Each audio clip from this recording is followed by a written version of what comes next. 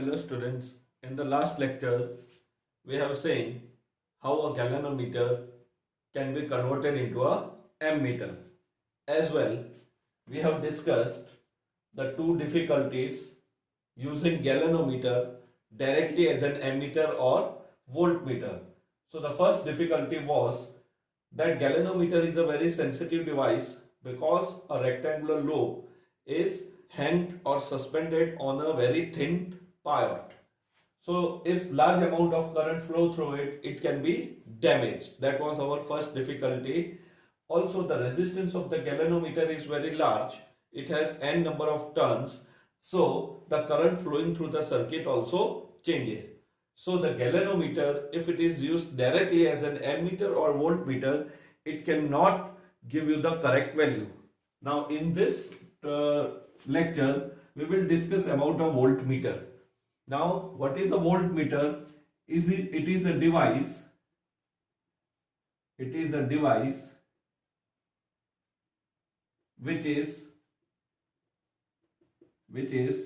used to find out or to determine the potential difference between 2 points in the circuit. So this is the device which will measure the potential difference. Then it is always connected across 2 points. Across 2 points means it is always connected in parallel so that we can measure the potential difference. And we have seen that when we take a battery or a cell and connect a voltmeter to it, it will not measure the EMF of the circuit because the internal resistance of the cell is also there, and therefore it measured the terminal potential difference, that is V is equal to E minus IR.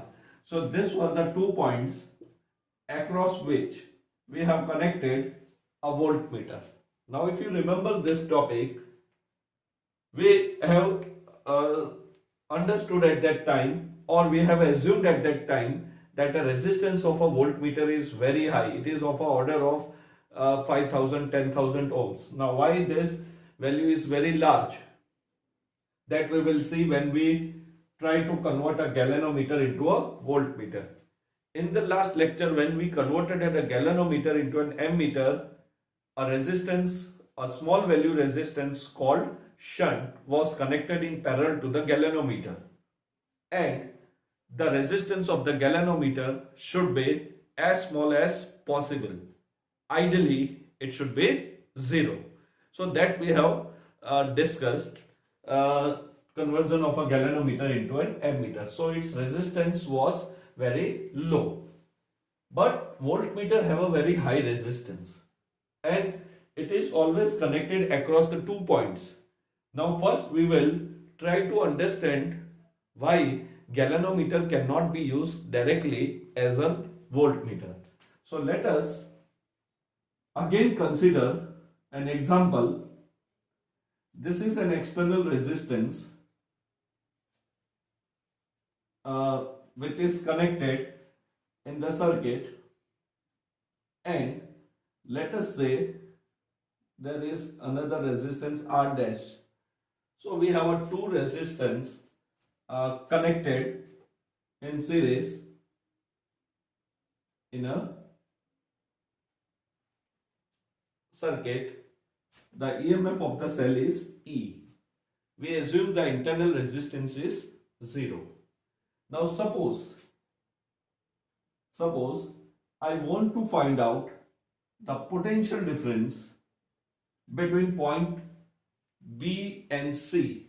Now let us take some values. Say 9 ohm, this is 1 ohm, and the battery is of 10 volt, or a cell is of 10 volt. So the current flowing in the circuit is equal to E upon R dash plus R. So our denominator according to the theory is R dash plus R. So this is the theoretical calculation. Then we will connect a galvanometer between point B and C, assuming it will give us the correct potential difference, what is obtained theoretically. And if it does not show a correct reading, then we have to make certain changes. So I is equal to this. So I is here 10 and the denominator is 1 plus 9, that is 10. So again the answer is 1 ampere, as we have taken such example in the last lecture. So current is 1 ampere. So current I is flowing in the circuit. Both are in a series combination. So current is same. Now I have to find out the potential difference across BC. So I apply the Ohm's law, I into R. That is equal to 1 into 9, that is 9 volt. So what is the potential difference across these 2 points is 9 volt. So this is the theoretical value where you use the Ohm's law. Now practically I need a device which will show me a 9 volt. Now I connect a galvanometer, same circuit, but now we are doing the practical, assuming that if I connect a galvanometer across a point BC, it means directly I am trying to measure the potential difference with the help of a galvanometer. So I connect a galvanometer across BC, assuming the galvanometer will show me a 9 volt. Now what will happen? Again the current start flowing in the circuit. Now the first thing, this have a resistance. So the resistance of the circuit has changed. So the current flowing through R will also change. So initially there was no junction. Now B is a junction. So current will be divided. So this equation will change. What is the potential difference across BC? That should be the current flowing through the resistance R. But now when this current comes at this point, some part of the current will go to this point through this side BC, and other current will go to this side. So there is a possibility that more current passes through a galvanometer, and if it passes through a galvanometer beyond its value, which was called as the current capacity of a galvanometer Ig. So that was of a order of microampere. So if a current more than micro or milliampere passes through this galvanometer, the first difficulty is it will be damaged. Let us assume it does not get damaged. Then connecting the galvanometer directly in the circuit also changes its overall resistance. Now the overall resistance of this circuit is changed. Now let us find out the current. So I will write the equation. The current will be I dash E upon R dash plus Rg upon R plus G. This is the formula. Now this is a parallel combination. So depending on this value, the denominator has been changed. So this I will change. The value of the I will change. Now if I know the value, now here I am not taking the value because if we do a random guess, the law will not be applied. You should know the exact value for the division of the current. So I can take a random value also, but in the end we have to see the situation where we get a real value. This is the actual value. So even if I take a random value, let me take this as 1 ohm, which was 1 ohm only. This is 9 ohm. Let us assume this. Now the galvanometer, if the galvanometer resistance is suppose 10 ohms, let us take this as 10 ohms. Clearly, without taking value, I can compare these equations. So clearly the denominator will decrease. So it is 9 and 10. So answer would be less than 9. So answer would be less than 9 means the denominator will decrease. Denominator will decrease, and therefore the current in the circuit may increase. So if I take this value, this is the situation that I is not equal to I dash. Also, this is your I dash. At this point, this is Ig. So here the current will be I dash minus Ig. So what will happen? I need exact I current or 1 ampere current to pass through this R. Now if I apply the Kirchhoff law, I can find out the value of Ig also. If this is the correct value, this is the random value I am taking. So we will be comparing only the equation. Clearly, the denominator has been changed. So the current flowing through this R, which was initially 1 ampere, will not be equal to 1 ampere. It will be more or less depending on the values. So we will not be able to measure the correct potential difference. So there is a possibility that either the galvanometer gets damaged. We are not considering that case. But because the current through this R has changed, now if I apply this potential difference between point BC, it will be I dash minus Ig into R. So there will not be a correct value. Now what I have to do? I need a correct value. So I have to make this value equivalent to R. I have to make this value equivalent to the R. And now what is my problem? Division of the current is my problem. Division of the current is the problem. In ammeter, the division was desirable because the galvanometer was connected in series. So it may get damaged. So we need the division of the current. So we connected a resistance in parallel, and most of the current flow through that shunt. Now, here we don't want the division of the current. So what I will do? I will connect a very large value of resistance in series with a galvanometer. So if I connect a very large value of resistance in series with galvanometer, then the value of the galvanometer or the resistance of the galvanometer can be neglected. And in this situation, it may be possible that their combination, which is again more than the largest value. So say I connect a resistance of 1000 ohm in series with galvanometer. So the equivalent will be 1010. Now this 1010 comes in parallel to this. So again, here the current has increased. So that current will decrease, or it may comes out to be 1 ampere. With the help of equation, we will see that I need R only. So I have to eliminate this G. And to eliminate this G, I connect a high value resistance in series with the galvanometer. And if I connect this resistance, we will see that it comes out to be R only. So if I want to convert a galvanometer into a voltmeter, it has already created a problem. It has divided the current. So I don't want the division. Still, if I want to connect, so this is your point BC, I connect a large value of resistance that is called as series resistance. So if low value resistance was connected, it was referred as a shunt. So same circuit again, R dash, same battery. This is your point A, D. Let us name this point as E and F. Now EF is parallel to BC. So the potential difference of EF will be equal to the potential difference of BC, and that was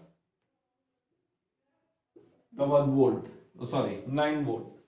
So we name it VBC. So VBC is equal to VEF. It is a parallel combination. Now let us again find out the current flowing in the circuit. So let us name this as I double dash.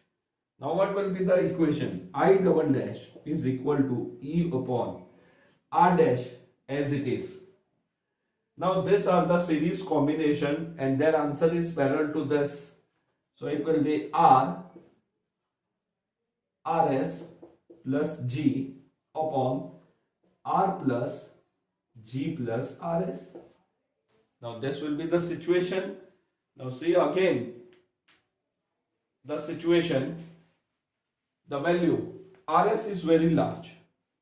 So G will be eliminated from this. So G is gone from this side. G is also gone to this side. So if I do this, what will be the denominator if Rs is much larger than G? Then the equation become R upon Rs divided by R dash plus, this is your, R plus Rs. This will be the case. Again, R dash is very large than this R. So R dash is greater than galvanometer as well as our resistance. So this R is also eliminated. So this Rs get cancelled.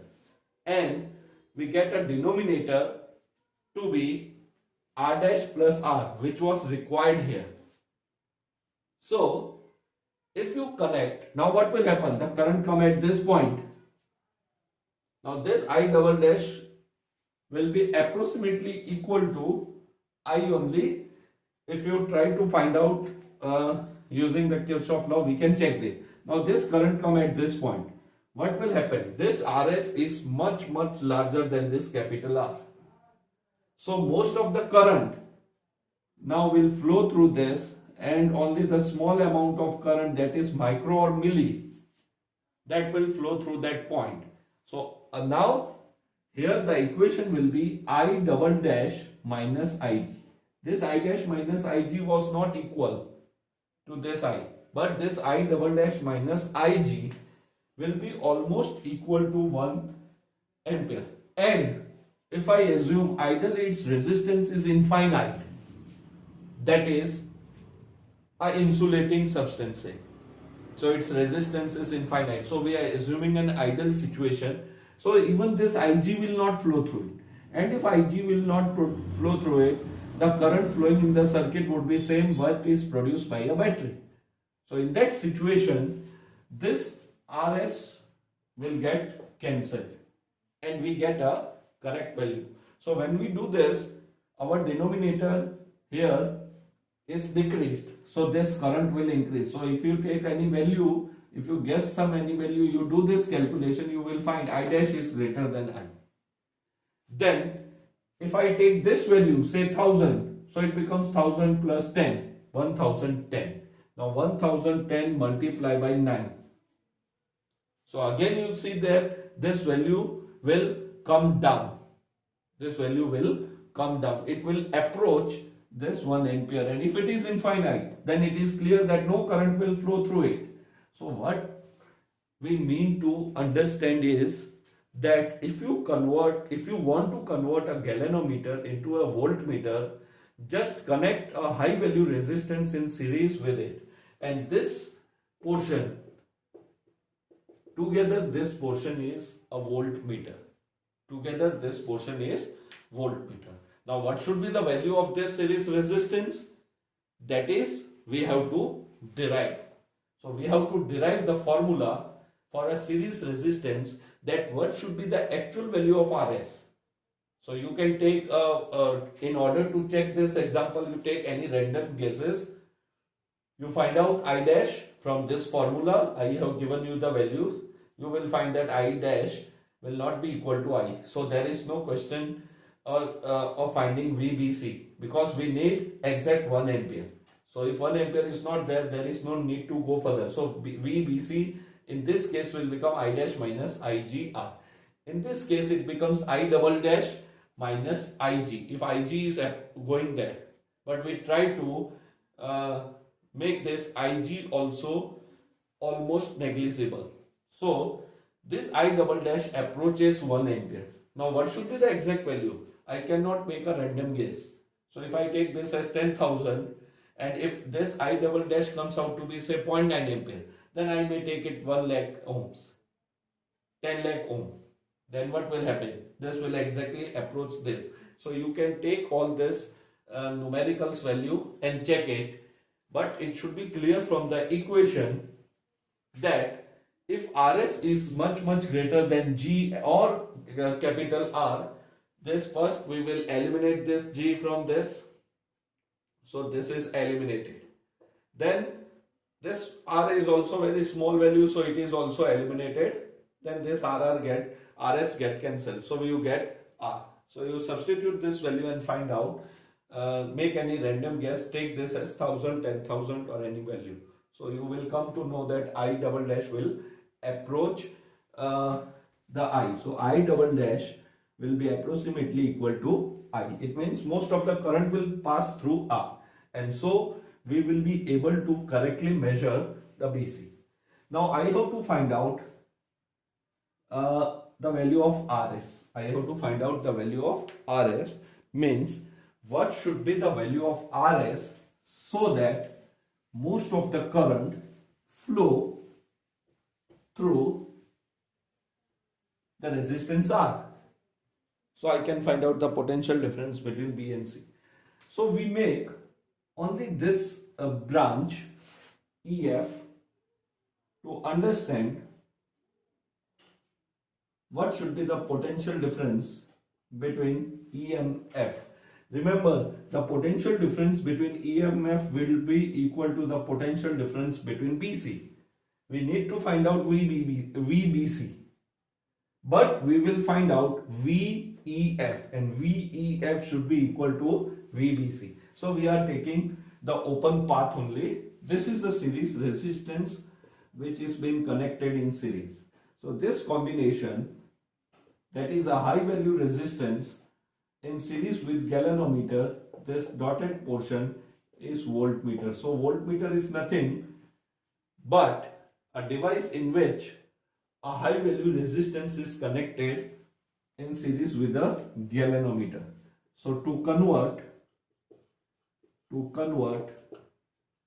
galvanometer into voltmeter, a high value resistance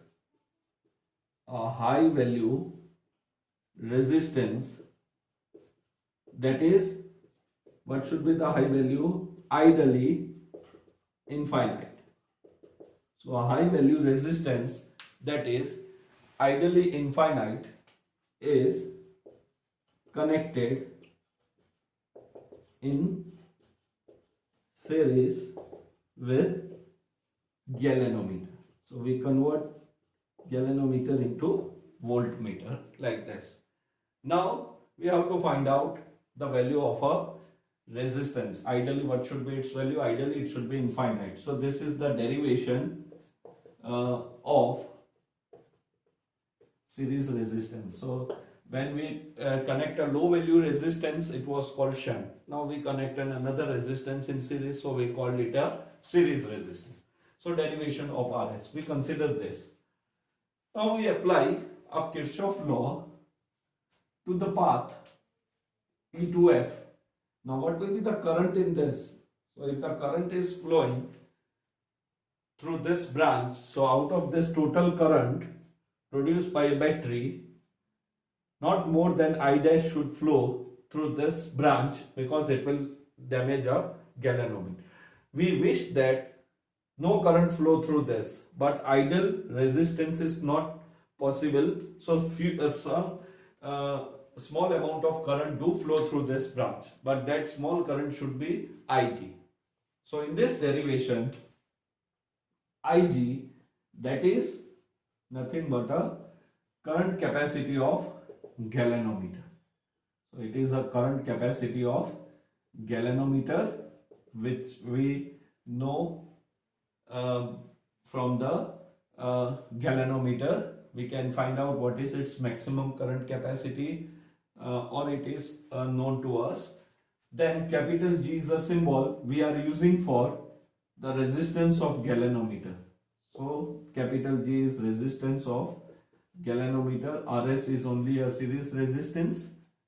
Now I apply Kirchhoff's second law to path. Now here we don't have a loop, so we call it a path. What is a path? So it should be E to RS to G to F point. So we start with point E. So it is VE, potential at E. You are moving in the direction of current. So minus IG RS.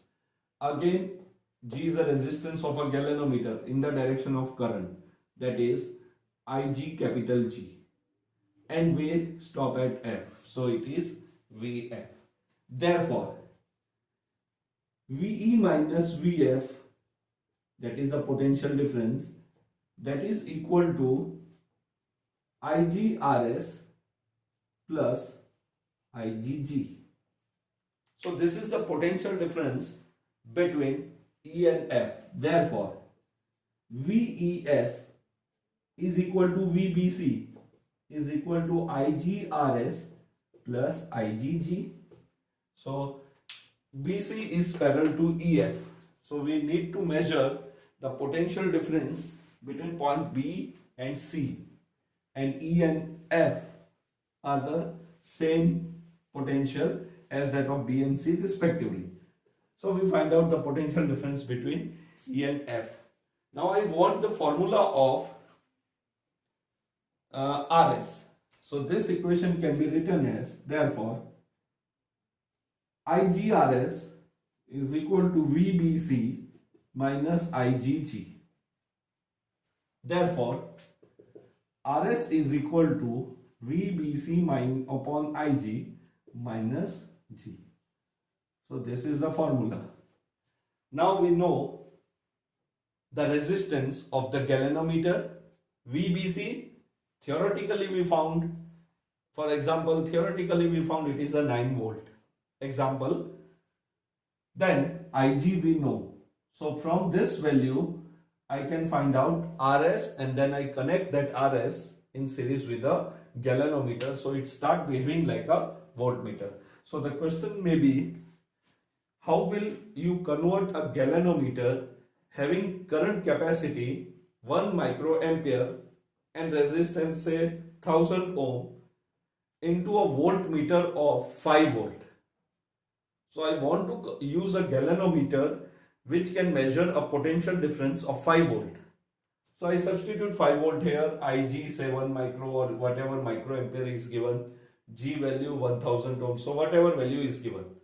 So we will be given the range of a voltmeter, that whether we want to make a voltmeter of 5 volt or 10 volt or 15 volt. So whatever that is that value, so instead of this point BC, that was our reference, RS is equal to V upon IG minus G. This is the general formula where V is the potential difference which has to be measured, IG is the current capacity, and G is the resistance of the galvanometer. So this is the derivation for a series resistance. So this is all about the conversion of galvanometer into a voltmeter. So we have last two part, conversion of galvanometer into ammeter and voltmeter. Ammeter, a low value resistance, ideally remember its value should be 0, and for voltmeter ideally the value of the resistance should be infinite. So we can use galvanometer as an ammeter and galvanometer as a voltmeter as per our situation or as per our need in the laboratory. You need a value of shunt and a series resistance, so you can easily convert it. So this is all about the theory of our chapter number 4. So in the next lecture we will complete the remaining numericals, that is examples and exercise. So as far as theory is concerned, this was the last theory. Have a nice day.